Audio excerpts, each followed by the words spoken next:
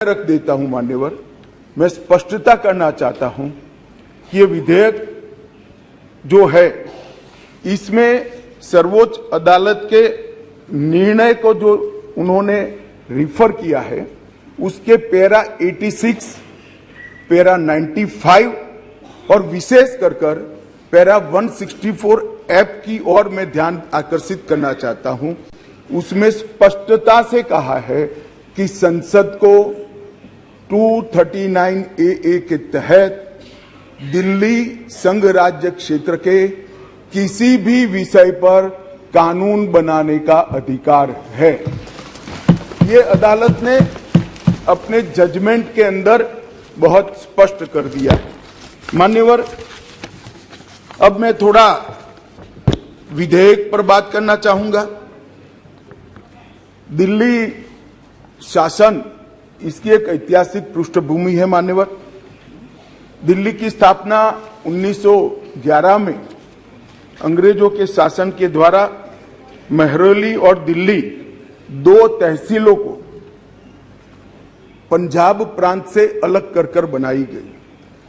1919 और 1935 में ब्रिटिश सरकार ने चीफ कमिश्नर प्रोविंस का नोटिफिकेशन किया और दिल्ली को चीफ कमिश्नर प्रोविंस के तहत रखा गया।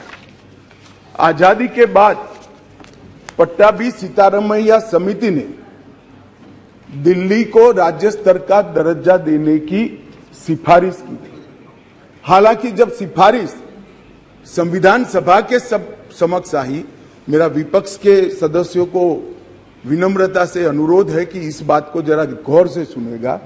पट्टाभी सीतारामैया समिति की सिफारिश जब सदन के सामने आई, तब पंडित जवाहरलाल नेहरू जी, श्रीमान सरदार पटेल, राजा जी, राजेंद्र प्रसाद और डॉक्टर आंबेडकर जैसे नेताओं ने इसका विरोध किया कि ये उचित नहीं होगा कि दिल्ली को पूर्ण राज्य का दर्जा दिया जाए।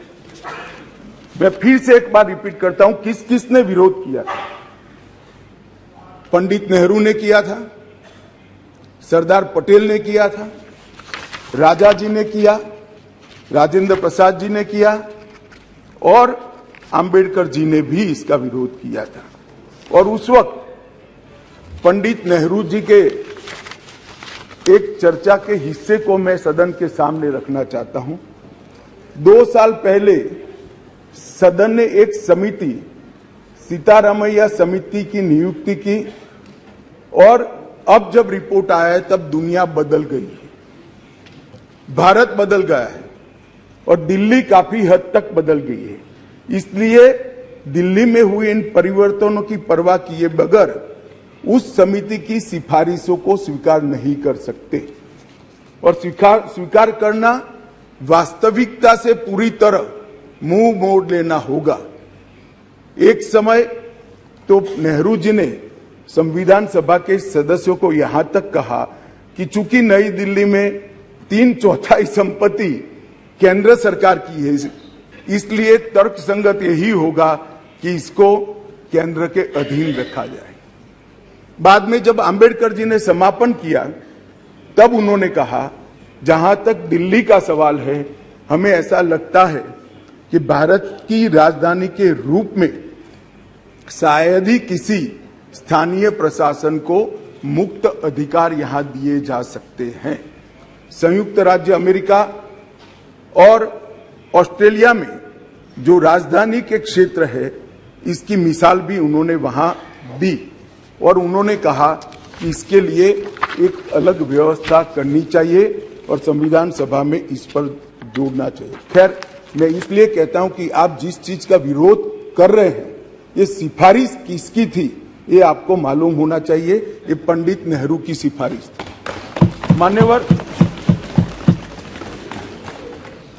मैं उसके बाद में 1991 में सी स्टेट एक्ट के द्वारा दिल्ली को विधानसभा दी गई, परंतु 56 में राज्य पुनर्गठन आयोग की सिफारिशों पर दिल्ली की विधानसभा हटाकर उसको संघ राज्य घोषित किया गया लगभग 3 दशक तक ये व्यवस्था चलती रही। 87 में सरकारिया कमेटी बनी, जो बाद में बालाकृष्णन कमेटी के रूप में जानी गई, और 91 में 69वां संविधान संशोधन किया गया, और इसके बाद दिल्ली राजधानी राज्य क्षेत्र शासन अधिनियम 1991, जिसमें मैं आज संशोधन लेकर आया हूं, इसको इस महान सदन ने पारित किया गया। और वही विधेयक के अंदर, संविधान संशोधन के अंदर 239A, जिसका मैंने जिक्र किया, उसमें इस संसद को राजधानी क्षेत्र के किसी भी हिस्से के लिए और किसी भी कार्य के लिए कानून बनाने के लिए संपूर्ण अधिकार संसद को देने का काम किया गया। मान्यवर, समस्या कहां से समाप्त शुरू हुई? 1993 से व्यवस्था चली आ रही थी। कभी भारतीय जनता पार्टी सत्ता में आई, कभी कांग्रेस पार्टी ने शासन किया, कभी ऊपर कांग्रेस का शासन था तब हमारी सरकार थी, तो कभी ऊपर कांग्रेस की सरकार थी तब नीचे हमारा शासन था, मगर कोई झगड़ा नहीं हुआ था, सब कुछ ठीक चल रहा था, क्योंकि किसी की मंशा अधिकार हथियाने की नहीं थी, सेवा करने की। कांग्रेस पार्टी ने भी भाजपा के साथ झगड़ा नहीं किया, भाजपा ने भी कांग्रेस सरकार के साथ झगड़ा नहीं किया, और बहुत अच्छे से चल रहा था, कोई डिस्प्यूट नहीं, कोई झगड़ा नहीं। 1915 में स्थिति बदली और यहां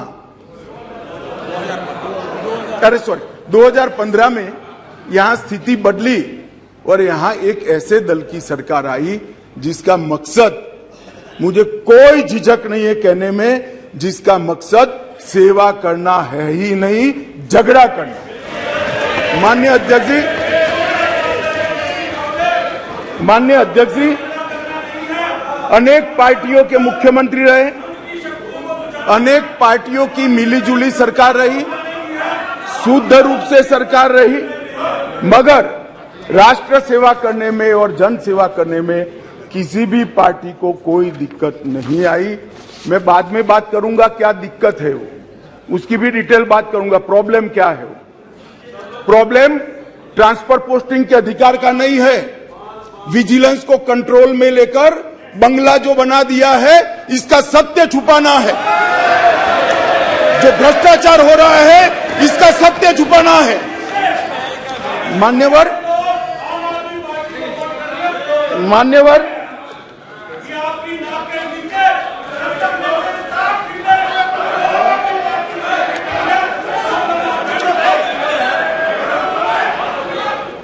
मान्यवर उसके बाद में 15 में अचानक ही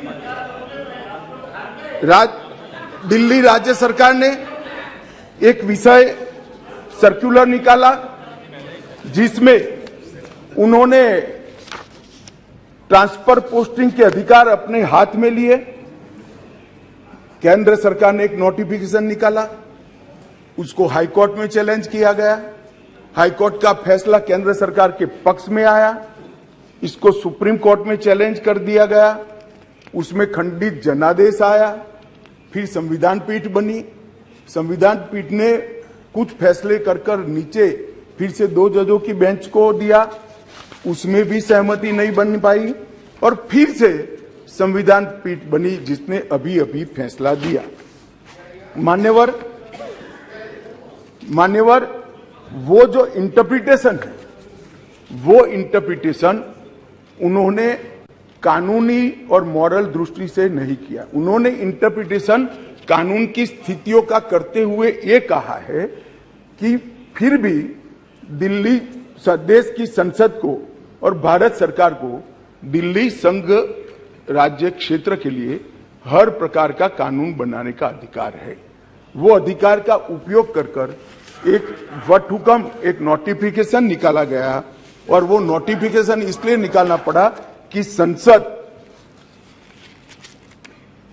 उस वक्त काम नहीं कर रही, मतलब संसद बैठी नहीं थी, बैठकें चल नहीं रही, तो नोटिफिकेशन निकला, और संसद सत्र के अनुपस्थिति में जो नोटिफिकेशन निकला, इसको मैं यहां लेकर आया हूं, जो आज सदन के चर्चा के लिए मैंने आप सबके सामने रखा है।